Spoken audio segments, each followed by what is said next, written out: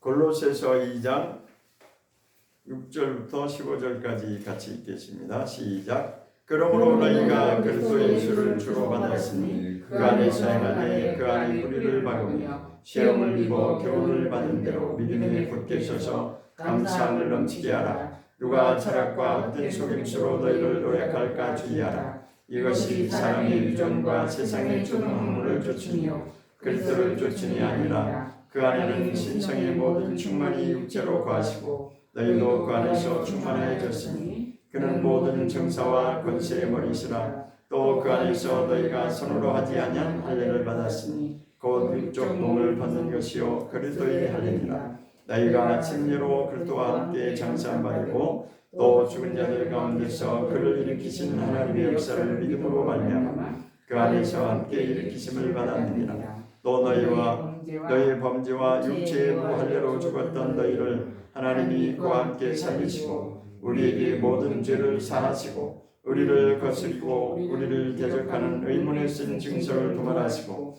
자여 버리사 십자가에 못 박으시고 정사와 권세를 벗어버려 밝히 드러내시고 십자가로 승리하셨느니라. 아멘. 오늘 은혜를 받을 말씀은 그리스도의 할례라고 하는 말씀으로 나누고자 합니다. 오늘 본문 말씀에 나와 있습니다.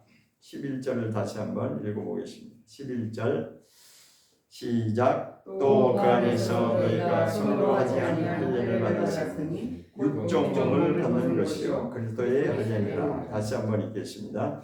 또 그 안에서 너희가 손으로 하지 아니한 할례를 받았으니 곧 육적 몸을 받는 것이요 그리스도의 할례니라. 오늘은 세 번째로 할례의 말씀을 다시 한번 전하고자 합니다. 할례가 굉장히 중요한 말씀이기 때문에 하나님의 처음 약속하신 것이 아브라함과 할례였듯이 마지막 결론을 이루는 것도 사실은 동일합니다. 그것이 이루어져야 결국은 하나님의 뜻이 완성되는 것입니다. 구약에서는 그 할례를 통해서 그렇게 오랫동안 하나님 훈련을 시켰어요. 구약은 하나님의 뜻을 이루기 위해서 그 모진 오랜 세월 동안을 이스라엘 백성을 택하셔서 훈련을 시킨 겁니다. 4,000년이라고 하는 기간을 훈련해 두셨어요. 무엇 때문에? 그 실상을 나타내기까지 하나님이 그들을 훈련시킨 겁니다. 그런데 예수님이 오셔서 그것을 완성하신 것이 바로 하나님의 언약입니다. 그 언약이 바로 할례였고 오늘 결론적으로 본문 말씀이 나오는 것이 바로 그리스도가 그 할례를 이루셨다는 거죠. 그래서 그리스도의 할례니라 이렇게 말씀하고 있습니다. 그래서 구약의 말씀을 통해 다시 한번 되짚어 보도록 하겠습니다. 출애굽기 12장을 보겠습니다. 출애굽기 12장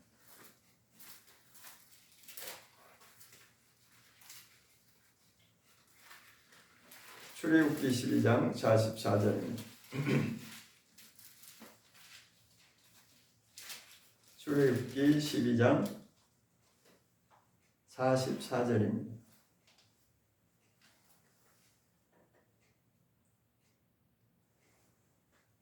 44절과 48절을 읽겠습니다. 44절 읽고 48절을 읽겠습니다. 시작. 각 사람이 돈으로 산 종은 할례를 받은 후에 먹을 것이며 48절 너희와 함께 거하는 타국인이 여호와의 유월절을 지키고자 하거든 그 모든 남자는 할례를 받은 후에야 가까이하여 지킬지니 곧 그는 본토인과 같이 될 것이나 할례 받지 못한 자는 먹지 못할 것이니라. 이것은 43절부터 51절까지 내용은 유월절에 대한 말씀을 기록하고 있는 것입니다. 유월절이 왜 중요하냐면 유월절은 구원을 이루어가는 첫 출발을 말하는 것이 유월절 절기입니다. 유월절의 의미는 애굽에서 종살이하던 이스라엘 백성들을 하나님이 살리시려고 즉 구원하여 주시려고 거기서 이제 이끌어내신 애국 탈출이죠. 그러니까 출애굽하면서 첫 번째 시작한 것이 바로 유월절이었습니다. 그러니까 유월절은 이제 넘어간다는 뜻인데 피를 보고 하나님이 넘어가시는 것입니다. 그래서 그 당시에 애굽에 있는 장자들을 다 치고 나갈 때 죽음의 그 애굽의 모든 본토에 장자들이 다 죽어나가는 일이 벌어졌어요. 그래갖고 통곡 소리가 났어요. 그럼에도 그 와중에 이스라엘 백성들을 살 수 있었던 것은 이스라엘 백성들이 뭐가 죄가 없어서가 아닙니다. 이스라엘 백성들이 뭔가 잘해서가 아닙니다. 오직 단 한 가지, 그 양의 피를 바른 문임방과 문설주에 양의 피를 발랐기 때문에 그 양의 피를 보고 하나님이 그것을 넘어가신다고 하는 의미로 유월절이 되는 것입니다. 그래서 유월절이라고 하는 것은 예수님의 피를 이제 나타내는 것이죠. 그것을 예수님이 오셔서 직접 이제 완성하신 것입니다. 그때는 이스라엘 백성들에게 율법을 통해서 그것을 철저하게 지키도록 한 것입니다. 아주 그것을 인에 박이도록 그렇게 철저하게 훈련을 시켰어요. 그럼에도 불구하고 신약에 넘어와서는 그것이 아니고 이거다라고 이렇게 바꿔주는 것이죠.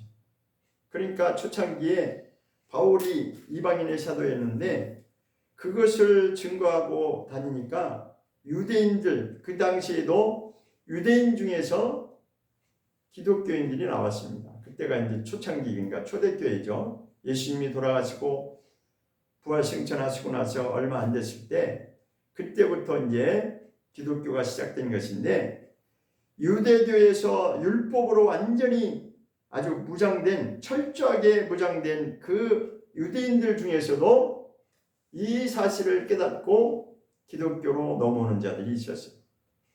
그런데 유대인들 중에서 예수를 믿겠다고 나오는 자들이 어떤 문제가 있었냐면 이 할례 문제를 아직도 해결이 안 돼가지고 뭐라고 말해요? 그들의 주장에 의하면 우리가 예수를 믿고 구원받는 것을 믿지만 그렇지만 할례도 받아야 된다. 이렇게 주장하고 나왔어요. 그래갖고 계속 충돌이 나왔는데 누구와 충돌했냐면 바울 사도와 충돌이 일어난 것입니다. 그 문제 때문에 계속 가는 곳마다 부딪히기 시작했습니다. 그러니까 그들은 유대인 중에서 오늘날로 말하면 메시아닉주라고 하죠. 오늘날 현대식으로 말하면 유대인 중에서 예수를 믿는 자들을 메시아닉주라고 이렇게 우리가 부릅니다. 자, 그런데 그 당시에도 없었던 것이 아니라 유대인 중에서 기독교인으로 나오는 자들이 있었어요. 그러니까 개종하는 자들이 있었어요. 그 전까지는 유대교였었는데 율법으로 철저하게 지켜지는 그 유대교인 중에서 기독교로 나오는 자들이 있었지만 그럼에도 이 할례 문제라고 하는 것은 여전히 뜨거운 감자가 됐습니다. 해결되지가 않았어요. 그래서 사도행전 16장에 보면 바울이 자기가 양육한 제자가 있었어요. 디모데라고 하는 제자가 있었는데 한번 보겠습니다. 사도행전 16장에 어떤 일이 기록되어 있는지 한번 보겠습니다. 사도행전 16장에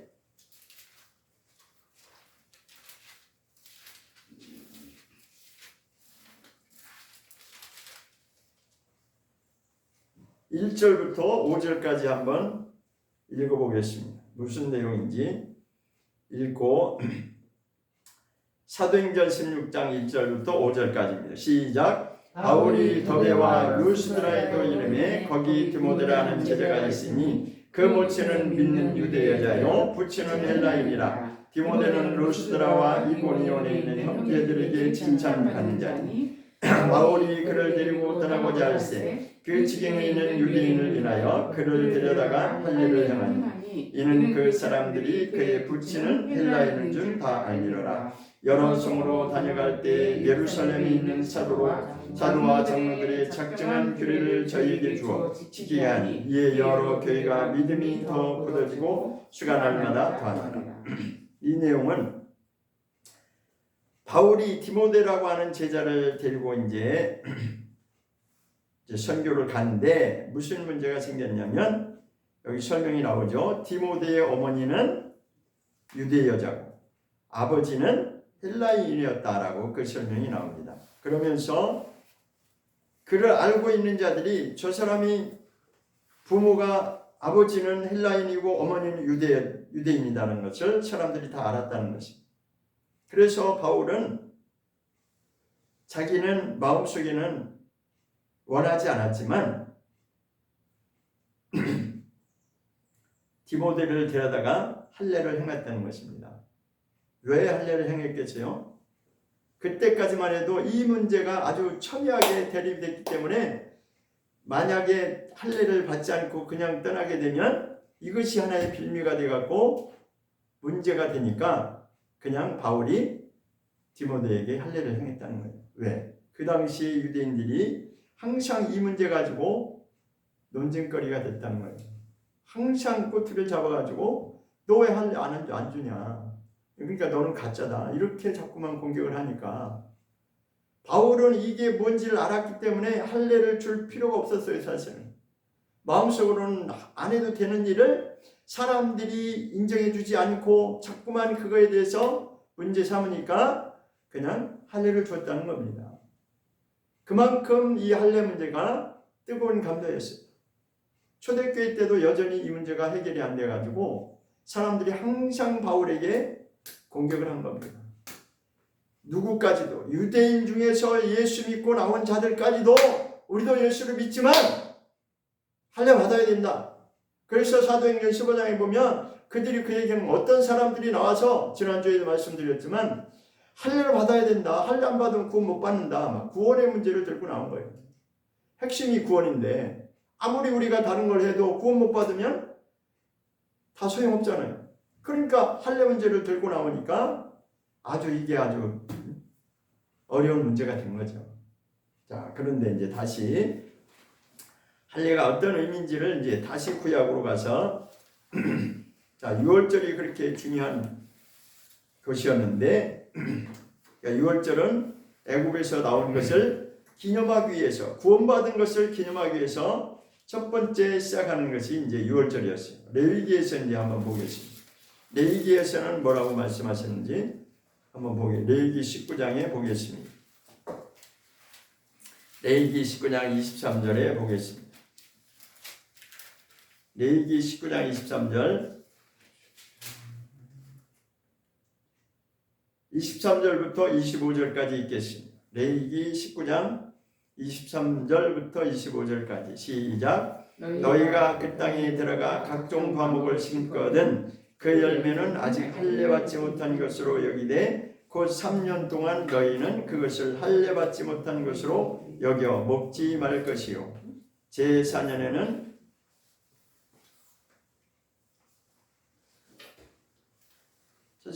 네, 다시 23절 다시 시작. 레위기 19장. 또 저기 발음이 이게 발음이 제대로. 레위기 19장. 레위기 19장 23절.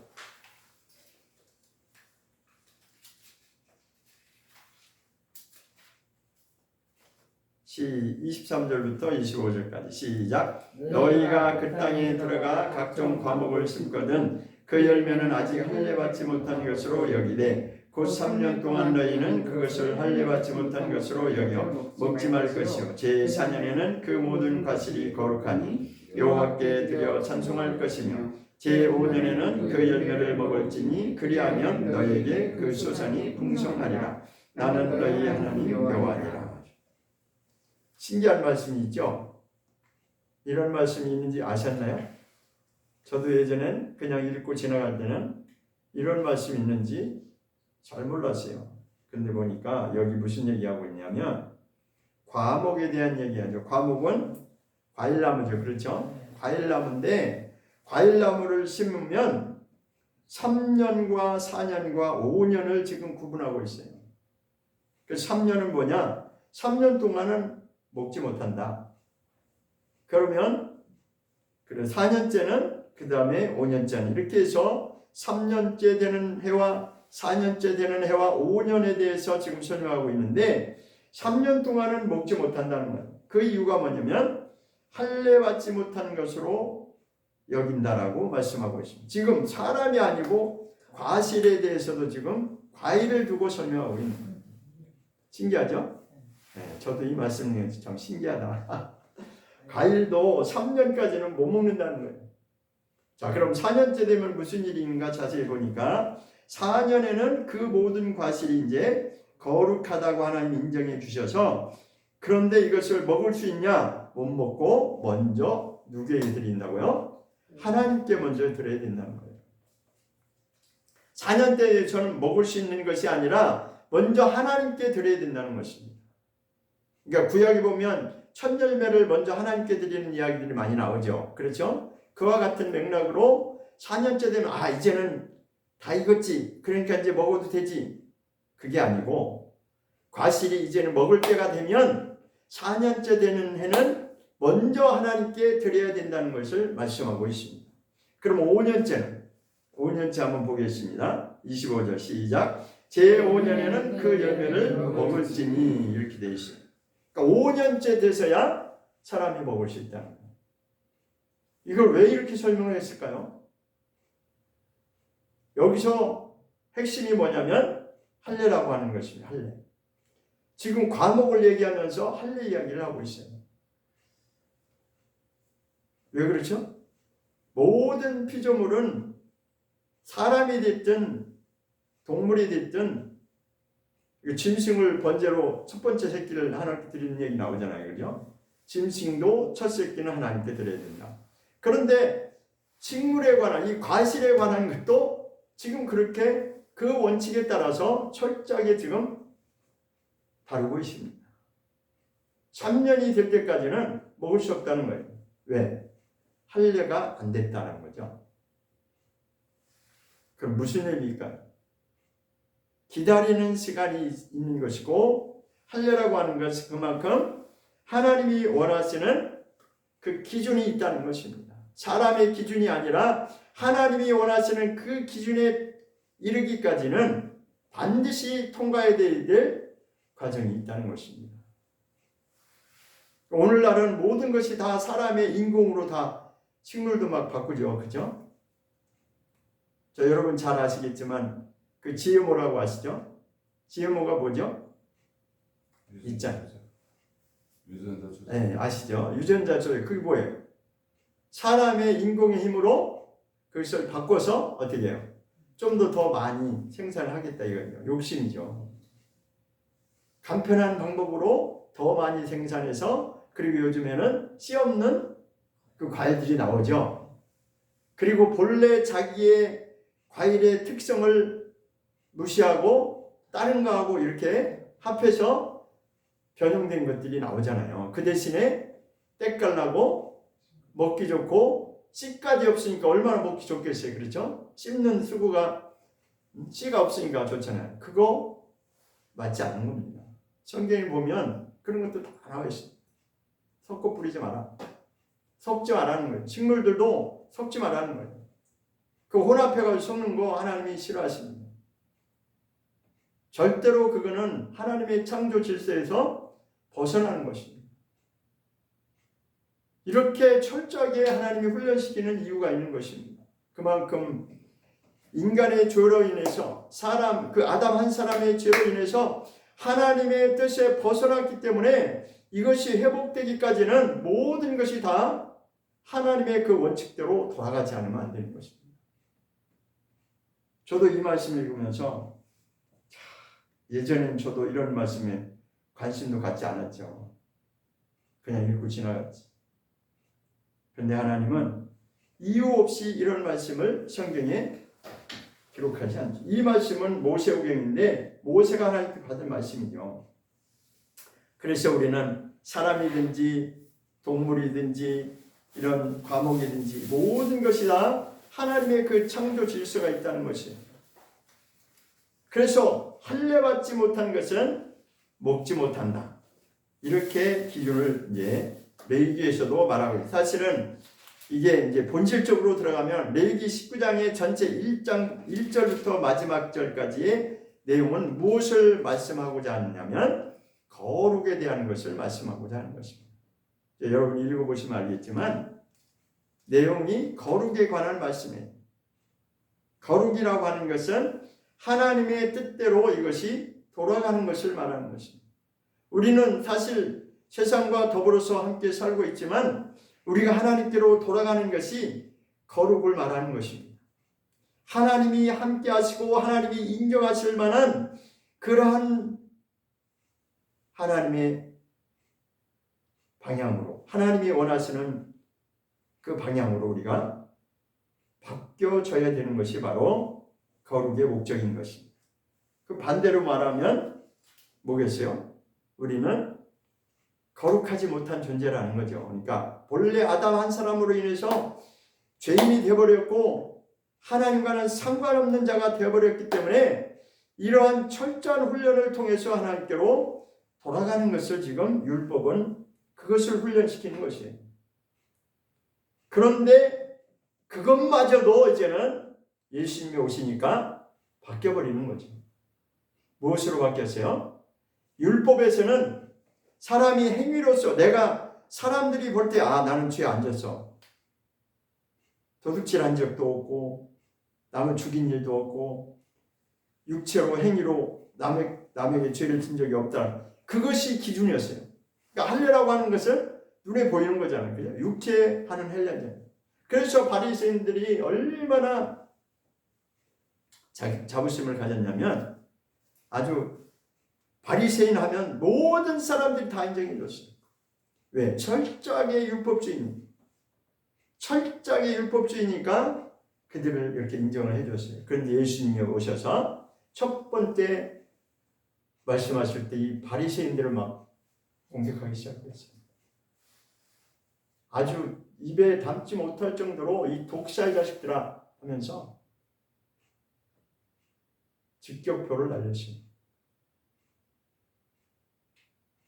무엇을 얘기하냐면 겉으로 보이는 것만 잘한다고 해서 그것이 된 것이 아니다.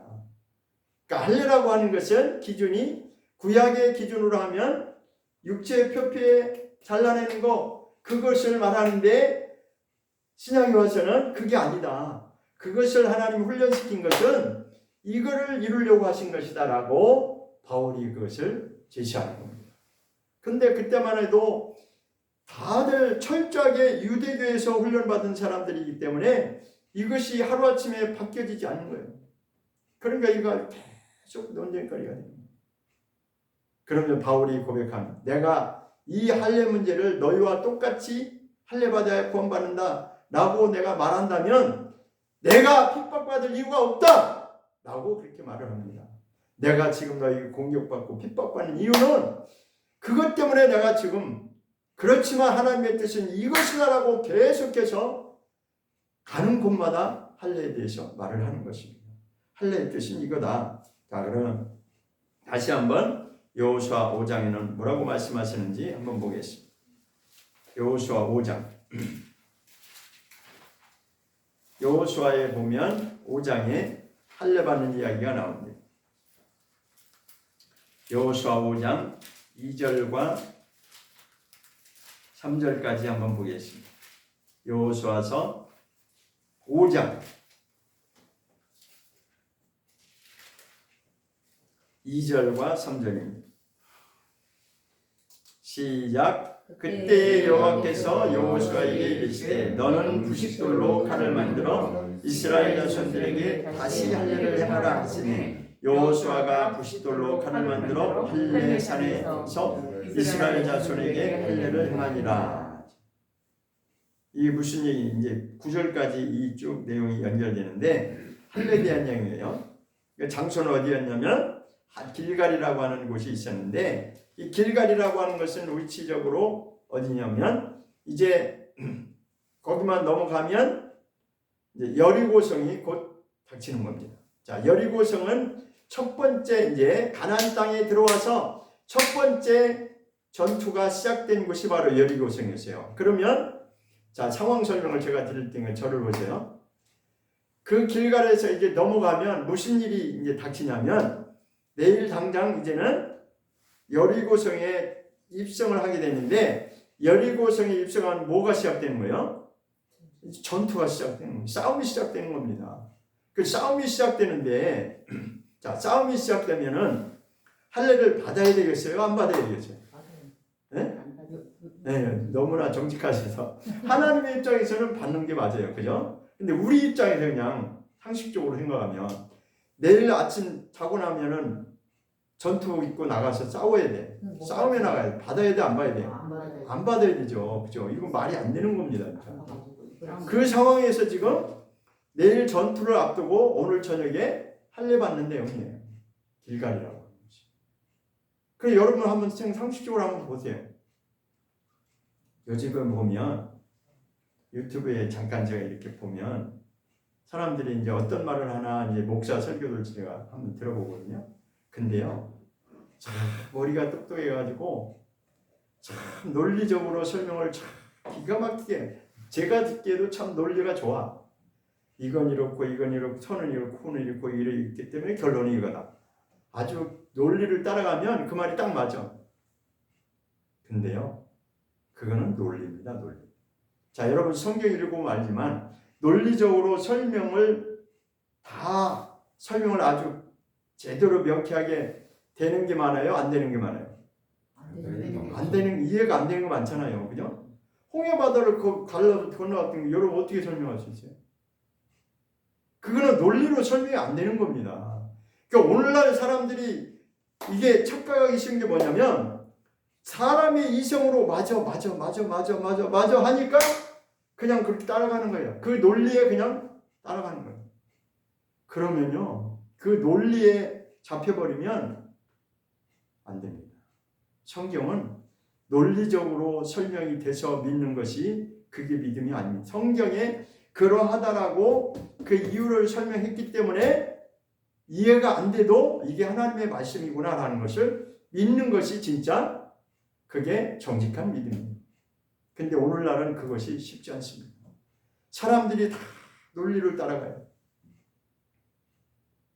그러니까 웬만큼 성경을 몰라가지고는 그게 다 그렇게 가게 돼 있어요. 왜? 논리가 다 맞으니까. 저도 예전에는 그런 줄 알았는데 성경을 조금 눈을 뜨기 시작하니까 그 논리에 빠지면은 큰 낭패를 당합니다.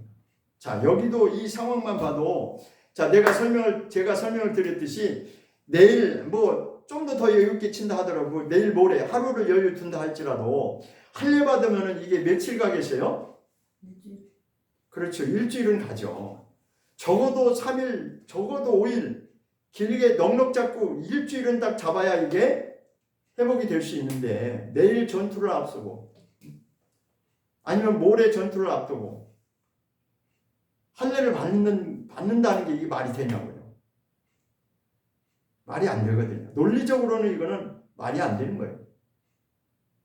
그러니까 우리는 믿음이라고 하는 것이 논리적으로 맞기 때문에 믿고 이건 논리적으로 안 맞아, 이건 말도 안 돼 하기 때문에 안 믿고 그거는 성경적인 믿음이 아니에요. 그거는. 자, 여기서 하나님이 그럼 무엇을 요구하시느냐? 다시 한번 읽어보겠습니다. 2절 시작. 그때 여호와께서 이제 하나님께서 여호수아에게 명령하시는 거예요. 여호수아에게 이르시되 너는 90돌로 칼을 만들어서 90돌이 뭐예요? 여러분 아시죠? 옛날 시골에 가면 하얀 색깔 그 깨끗한 돌 있잖아요. 그죠? 저도 많이 해봤는데 그거 가지고 이렇게 하면은 뭐가 생겨요? 그렇죠. 네, 그거 얼마나 돌 중에 제일 이쁜 돌인 것 같아요. 불꽃이 팍 피잖아요. 그거 가지고 자, 90돌로 칼을 그 날카롭게 갈아가지고 그 칼을 만들어갖고 그걸로 어떻게 하라고요? 이스라엘 자손들에게 할례를 하는데요. 무슨 할례를 하냐? 다시 할례를 행하라 하면 다시라고 하는 게 핵심이에요. 그럼 왜 다시냐? 이유가 있어요. 그 뒤에 이제 4절에서 4절과 5절에서 그걸로 설명합니다. 4절 5절 보겠습니다. 시작. 여호수아가 할례를 시행한 까닭. 그러니까 여호수아가 할례를 해야 될 이유를 설명하고 있죠. 그죠? 왜 할례를 해야 되는지. 그 까닭은 이것이니 애굽에서 나온 모든 백성 중에 남자 곧 모든 군사는 애굽에서 나온 후에 광야 노중에서 어떻게 했다고요? 출애굽에서 탈출한 자들 그들은 뭐 하고 나왔어요? 할례하고 나왔죠. 그렇죠. 그리고 뭐도 지냈어요? 유월절. 자, 우리가 애굽에 탈출해서 하나님이 우리를 구원해서 할렐루야 우리는 하나님이 최고야 라고 유월절도 지켰고 하나님의 명령대로 할례도 받은 자들이었는데 그들이 어떻게 했다고요? 애굽에서 나온 후 광야의 그 여정 중에서 어떻게 했다고? 그들 다 죽었다고요. 여기서 누구야? 군사라고 하는 모든 군사라고 하는 것은 20살 이상의 싸움에 나갈 만한 그런 자들을 말하는 거예요. 그런데 그러면 싸움에 나갈 만자라고 하는 것은 뭔가 그래도 어느 정도 수준이 되는 자들이죠. 그런데 그들마저도 광야에서 다 죽은 이유가 뭐냐? 하나님의 말씀대로 순종하지 않았기 때문에 자격이 안 된 하나님이 그 1세대는 다 광야에서 멸망시켰다는 그 얘기예요. 그러면 이들에게 왜 할례를 또 행하려고 했냐? 이들은 출애굽한 사실도 목격한 일이었고 경험한 적도 없고 하나님의 이적도 본 사실이 없는데 그 2세대들 오늘날로 여러분 뭐라고 해요? 신세대라고 그래요. 그렇죠? 신세대 그 다음 세대 우리로 말하면 우리 자식들한테 아무것도 모르는 그 자식들한테 할례를 행하는 거예요. 그래서 다시 할례라고 그러는 거예요. 그러니까 1세대는 다 죽었기 때문에 이 광야에서 태어난 자들 그 2세대들한테 할례 주라 한 것이에요. 자, 그럼 여기서 또 상식적으로 한번 생각해봐요. 이들은 홍해 바다가 갈라진 것 본 사실이 없어요. 그 애굽에서 10가지 하나님의 이적을 본 경험도 없어요. 아무것도 없어. 그런데 그들에게 할례를 행하라. 왜 우리가 할례해야 되는데? 하나님이 그렇게 하라고 하셨어. 그러면 그럼 내일은 지금 전투에 나갈 그런 상황인데 이 상황에서 할례 받으려면은 오케이 우리는 받겠습니다. 그렇게 해서요? 다 마음속에 이거 말도 안 되는데 이거 그렇잖아요. 여러분 상식적으로 한번 생각해. 저 같아도 아니 내일 전투에 나가야 되는데 군인으로 말하면 지금 완전 무장하고서 내일 이제 비상 걸리고 5분 대기제로 있는데 할례 받으라고? 그럼 어떻게 하겠어요? 말이 안 되죠. 이거. 상황 설명하면 말이 안 되는 겁니다. 그런데도 하나님이 할례를 하라고 하신 이유는 뭐예요? 하나님만이 절대적인 주권이 있기 때문에 그것을 너희가 순종하느냐 안 하느냐를 그것을 지금 보는 겁니다. 여호수아를 통해서 이 상황에서 너희가 순종하느냐 아니면 이건 말도 안 돼. 아무리 하나님이라도 그렇지 어떻게 이거를 순종하라고 할 수 있어 라고 하면은 뭐 그냥 끝나는 거죠 그걸로. 근데요 그 뒤에 보면 할례를 행했다고 나옵니다. 여호수아의 명령에 의해서 다 할례를 받았다고 나와요.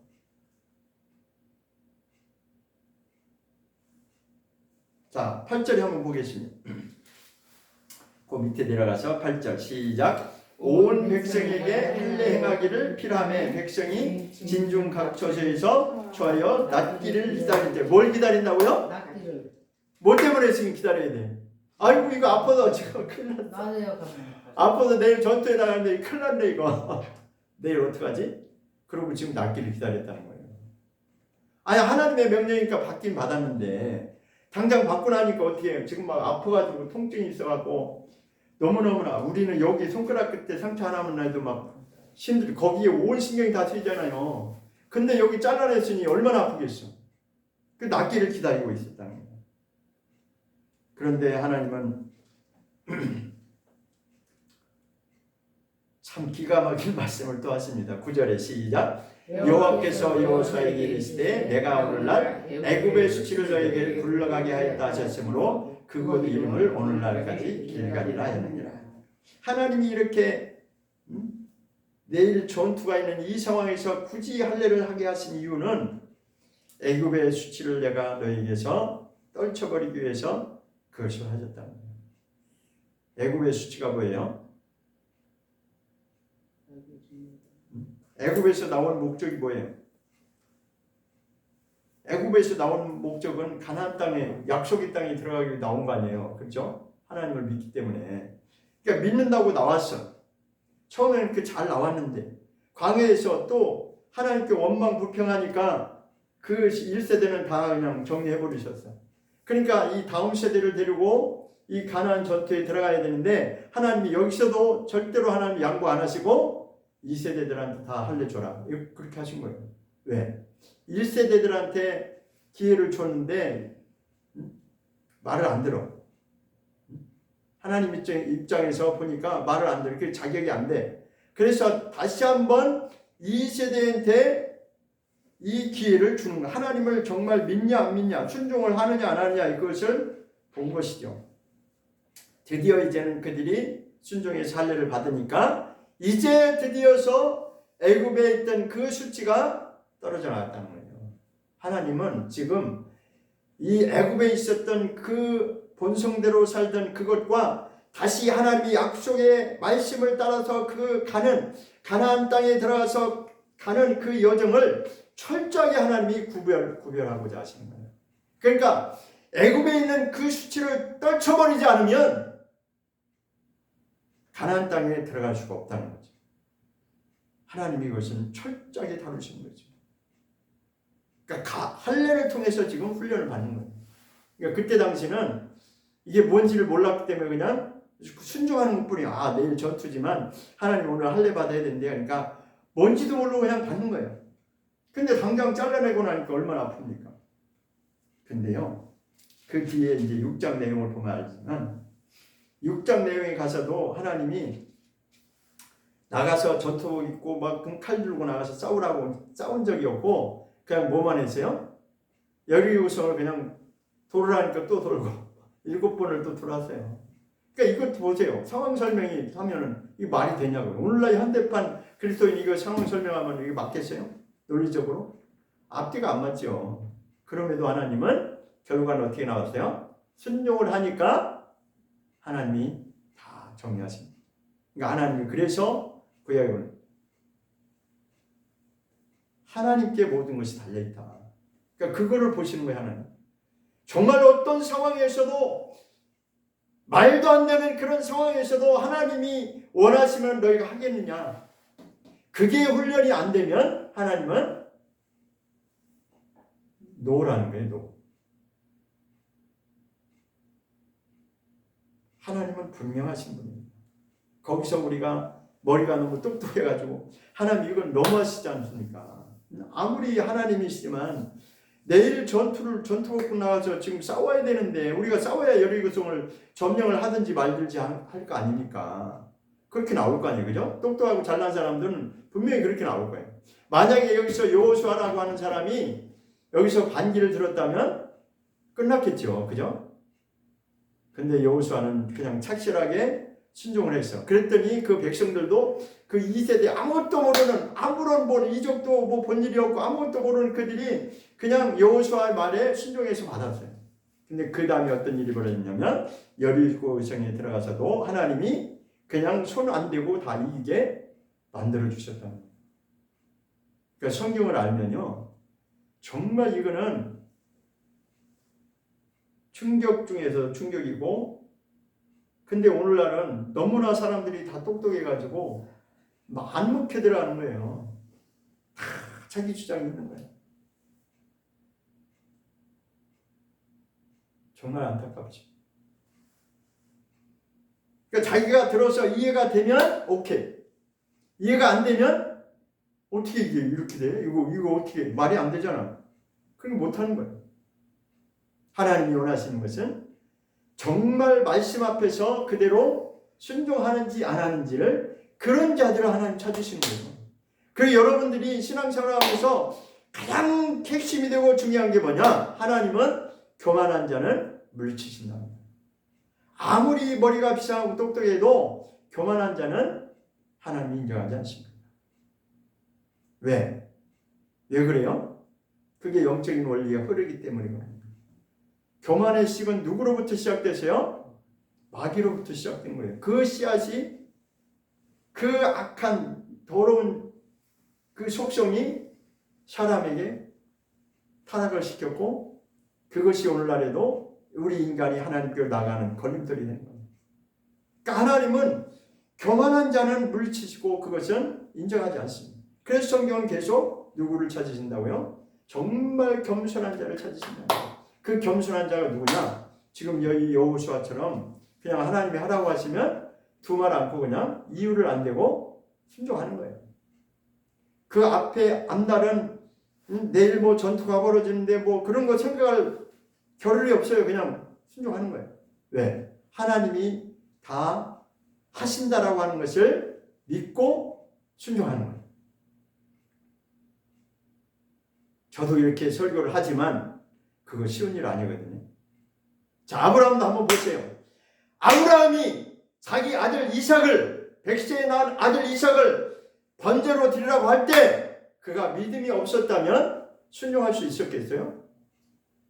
아, 하나님께 내가 순종하면 하나님이 다 하시겠지. 하나님이 분명히 살려주실 거야. 뭔가 하나님의 뜻이 있을 거야. 라고 순종했기 때문에 진짜로 하나님이 이제는 됐다라고 인정하잖아요. 그 단계까지 우리가 가기 위해서 지금 신앙생활 하는 거예요. 그 단계까지 가지. 지금 제가 그 됐다는 게 아니고 우리의 목표가 그렇다는 것입니다. 우리의 신앙의 목표는 거기까지 가기 위해서 신앙생활을 하는 것입니다. 근데 어설프게 조금 뭔가 되는 듯 하면은 자기가 이렇게 올라와. 뭐가 올라와? 교만이 올라오죠. 자기는 그러니까 되지도 않으면서 된 것처럼 착각하는 게 교만해요. 자기의 주소를 아직 모르는 거예요.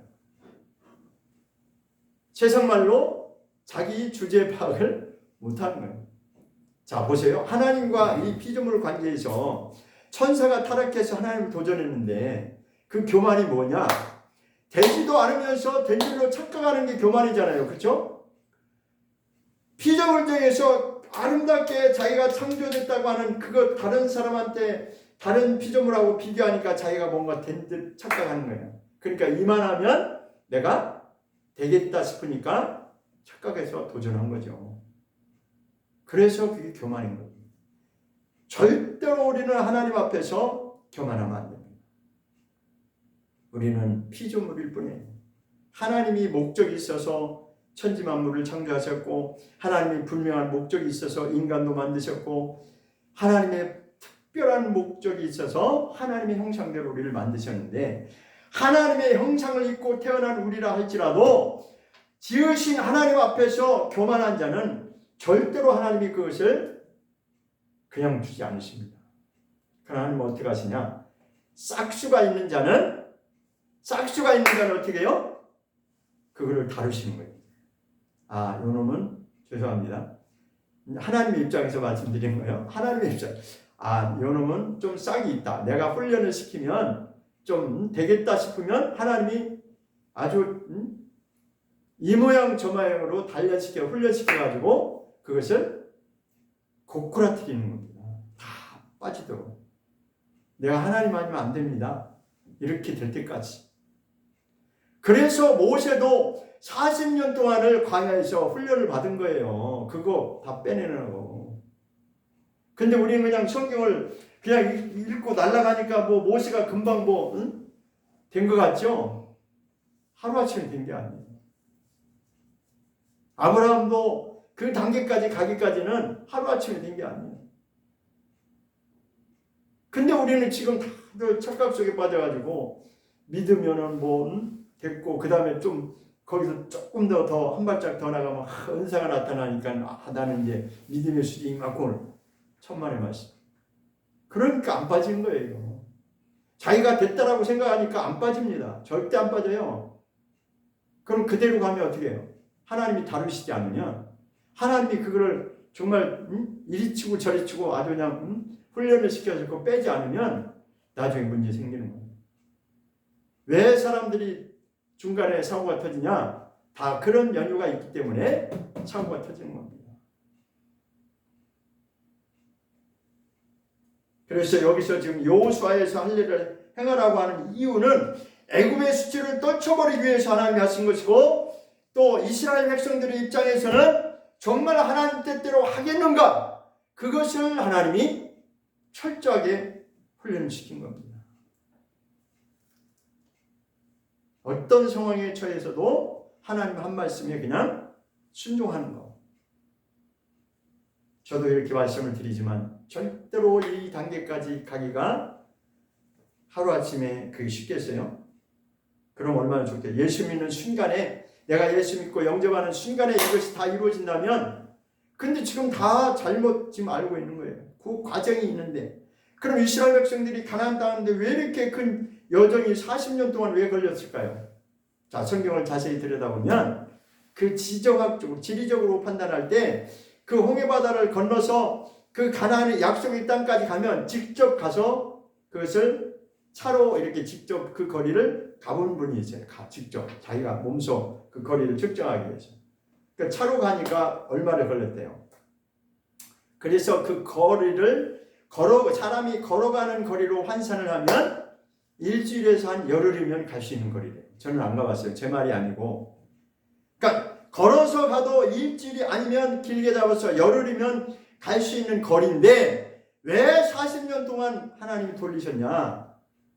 훈련이 안 되니까 될 때까지 하나님 훈련을 돌린 거죠. 될 때까지. 왜? 그게 안 빠지면 가나안 땅에 들어가도 소용이 없기 때문에. 이게 철저하게 훈련이 안 되면 가나안 땅에 들어갈 자격도 안 될 뿐더러 들어가도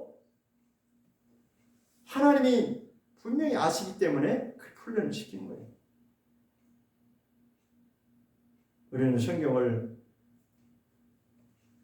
너무나 그냥 우리 방식대로 그렇게 로마서 15장을 보겠습니다. 로마서 15장.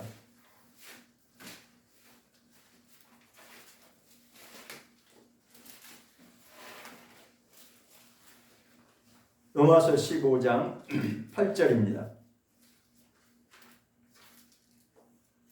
로마서 15장 8절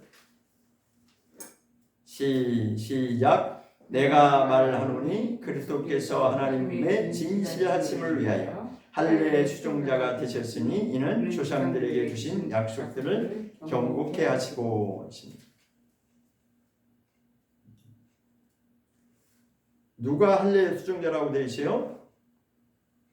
그리스도께서 할례의 수종자가 되시죠. 예수 그리스도께서 할례의 수종자가 되셨다라고 하는 거예요. 그런데 그 무엇을 위해서? 하나님의 진실하심을 위해서.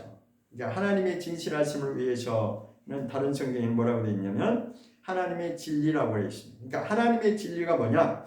하나님이 계획하신 뜻을 이루는 것이 바로 하나님의 진리죠. 하나님이 예수 그리스도를 통해서 이 하나님의 진리를 완성하시는데, 그래서 그것을 이루려고 이 땅에 오신 분이 누구냐면 할례의 수종자로 오신 분이 예수 그리스도라는 것입니다. 이제 수종자라고 하는 뜻은 뭐냐면 주인의 명령을 100% 다 수행하는 것을 말하는 겁니다. 종을 말하는 거죠. 주인의 명령을 그대로 100% 다 순종해서 이루는 것이 수종자인데, 예수님이 그런 할례의 수종자로 오셨다는 거예요. 누구의 뜻을 이루기 위해서? 하나님 아버지의 뜻을 완성하기 위해서. 하나님의 진리, 그 뜻을 완성하기 위해서 할례 수종자로 오셨는데, 그 뒤에 또 나오는 내용이 있죠. 이는 조상들에게 주신 약속들을 어떻게 하기 위해? 견고하게 하신다는 거예요. 조상들에게 주신 약속이 뭐예요? 할례를 말하는 것입니다. 아브라함을 불러서 약속하신 그 영원한 언약 할례를 아브라함에게 주셨다는 거예요. 그러니까 신약에서 조상들이라고 하면 다 아브라함까지 거슬러 올라가는 거예요. 아브라함과 이삭과 야곱 이렇게 해서 그 혈통이 내려오는, 아브라함의 혈통으로 내려오는 그 있죠. 그게 이제 예수 그리스도의 오실 길을 예비하는 건데, 그러니까 조상들에게 주신 약속이라고 하는 것은 할례의 언약을부터 시작된 하나님의 뜻을 완성하기 위해서, 이것을 견고하게 하기 위해서 누가 오셨냐면 예수 그리스도께서 할례 수종자로 오셨다는 것입니다. 예수 그리스도가 아니면 이것이 완성될 수가 없기 때문에 예수님이 직접 오셨다는 것입니다. 여러분 한 번씩 저는 가끔씩 진짜 이거는 인간의 논리로는 도무지 이것은 풀 수가 없는 거예요. 한번 생각해 보세요. 하나님이신 예수님이 육체의 몸을 입고 오셔서 십자가에 죽으셨다. 여러분 그 논리로 설명할 수 있어요? 이거는요 논리 가지고는 설명이 안 되는 겁니다. 어떻게 하나님이신 그분이 죽어요? 근데 또 하나님이 살리시잖아요. 진짜 죽으니까 진짜로 하나님 살리시잖아요. 이게 하나니까 이 세상의 어떤 종교도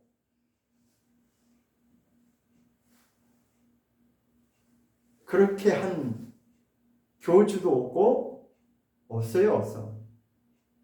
없습니다. 그래서 기독교는 오직 예수님만이 구원의 길이다라고 당당하게 말할 수 있는 겁니다. 누가 대신 죽어준 사람이 있어요? 대신 피 흘린 사람이 있나요? 십자가에 지는 사람이 있어요? 그러니까 십자가만 생각하면 우리는 다 그냥 고꾸라질 수밖에 없는데 자꾸만 이걸 잊어버리니까 망각하니까 자꾸만 내 생각이 나오는 거지. 예수님이 우리를 위해서 죽으셨다고 하는 것은 이것은 정말 우리의 논리로는 설명할 수 없는 거예요. 자, 다시 이제 본문으로 돌아와서 이제 마무리하겠습니다. 갈라디아서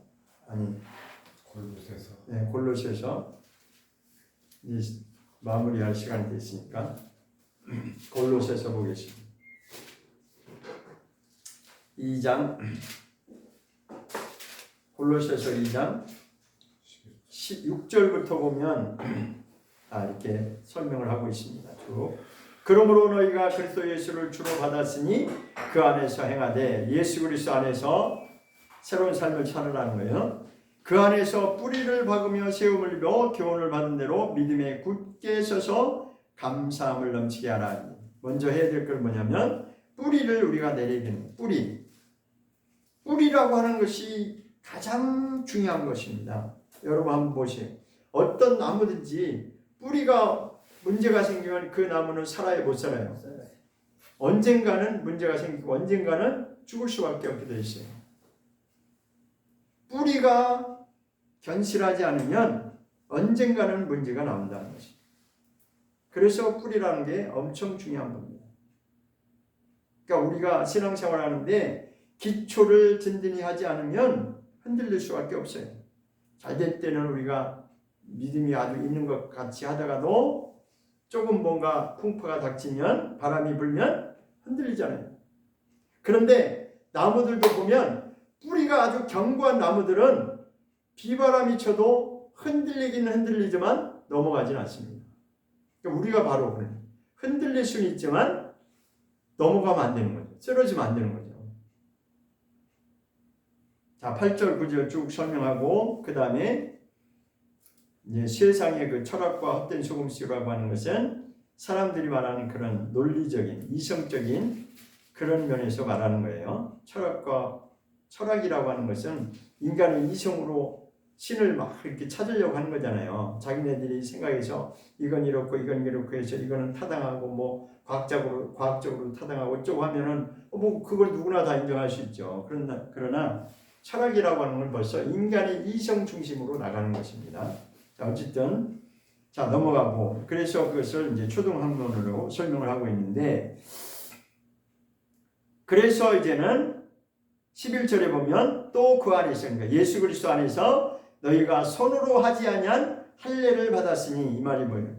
손으로 하는 할례가 있는데 그게 바로 구약 시대의 할례 훈련을 4,000년 동안 예수님이 오시기 전까지 4,000년 기간인데 예수님이 오시기 전까지 그렇게도 철저하게 훈련받았던 육체로 받는 그 할례 그것이 바로 손으로 받는 할례를 말하는 건 지난번에도 손할례당이라고 제가 말씀드렸죠.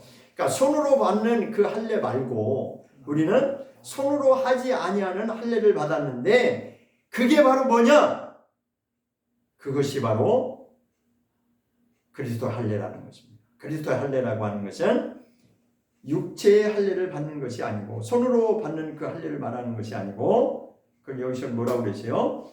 육적 몸을 벗는 것이 바로 그리스도의 할례다. 이렇게 결론이 내려진 것입니다. 자, 저를 보세요. 자, 아브라함을 불러서 첫 번째 언약을 주신 게 뭐라고 그랬어요? 할례를 받아라 그랬어요. 누가 됐든지 간에 이방인이든 동물 선자든 누구든 다 예외 없이 너의 가정에 속한 자는 다 할례 받으라 했어요. 그것이 영원한 약속이라고 했는데 이제 할례의 수종자로 오신 예수 그리스도께서 그것을 완성하셨어요. 그렇죠? 그가 죽으심으로 이 할례를 완성해 놓으셨다고. 할례는 한마디로 죽는 거예요. 옛사람이 죽는 걸 말하는 겁니다. 옛사람 가지고는 하나님께 나갈 수 없다는 거예요. 그러니까 옛사람을 죽어야 되는데 그것을 예수님이 완성하셨는데 그러면 그리스도 할례가 뭐냐? 우리가 그 할례에 동참하는 것이 바로 그리스도의 할례가 되는 것입니다. 그게 뭐냐? 육적 몸을 벗는 것이다. 육적 몸을 벗는 게 뭐냐? 옛사람을 포기하는 거예요. 옛사람을 말로는 금방 끝나죠. 그죠? 말로는 금방 끝나잖아요. 그죠? 몇 초면 끝나. 옛사람을 십자가에 못 박고 옛사람을 장사 지내면 새 사람이 된다. 그거예요. 그거. 근데 말로는 금방 끝나지만 그게 이루어지기까지 아브라함도 그랬고 모세도 그랬고 그게 완성되기까지 하루아침에 됐나요? 평생을 그 일을 이루기 위해서 우리가 예수를 믿고 나가는 것입니다. 근데 왜 사람들이 중간에 자꾸 변덕이 심하냐? 이게 안 믿어지니까 당장 현실이 급한데 내가 저거 안 하면 내가 지금 손해보게 생겼는데 어떻게 따라가겠냐고. 근데 이스라엘 백성들은 우리보다 낫잖아요. 내일 전투 앞두고 할례 받아는 거 다 봤잖아요.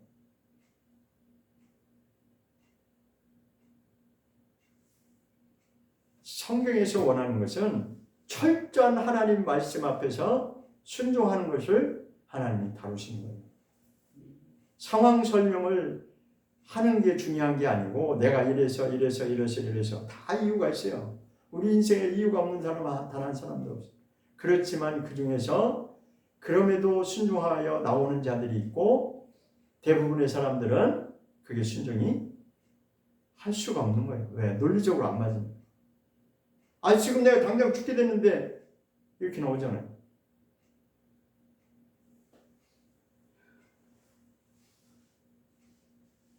하나님의 말씀대로 순종하는 것이 첫 번째로 그래서 뭐가 이루어지는 이 말씀이 내가 내 머리에서 이건 이성을 말하는 것이고 논리적으로 지식을 습득하는 것이고 그 다음에 내 가슴까지 이것이 내려와야 되는 것이고 그 다음에는 그것까지도 안 돼요. 이 장부에까지 내 이 속에 있는 장부에까지 깊숙이 들어가야지만이 그때 비로소 순종이 되어지는 거예요. 그거 훈련하는 겁니다. 훈련 없이 되어지는 건 없어요. 세상 일도 그렇습니다. 강한 군대는 뭐가 있기 때문에 강한 군대가 되는 거예요. 훈련이 있기 때문에 그 강력한 훈련, 정말 그 훈련 받을 때는 얼마나 막 힘들고 하기 싫고 막 그렇습니까? 훈련소. 뭐 여자분들은 잘 모르겠지만 남자 같은 경우는 훈련소 생활 아시죠? 아예 훈련소만 졸업하면 다 끝날 것 같잖아요. 그죠? 훈련소 요거 이 훈련본 딱지만 띄면은 그 2등병 딱 작대기 하나 온다고 자대만 들어가도 뭐 내가 뭐 된 줄 알고 어깨 힘주고 다니잖아요. 근데 또 그때부터 또 시작되잖아요. 본게임. 훈련소는 차라리 그냥 동기생이니까 그냥 너나 나나 똑같으니까 그냥 편하게 지내는데 상황이 이게 다르잖아요. 그게 간단한 게 아닙니다.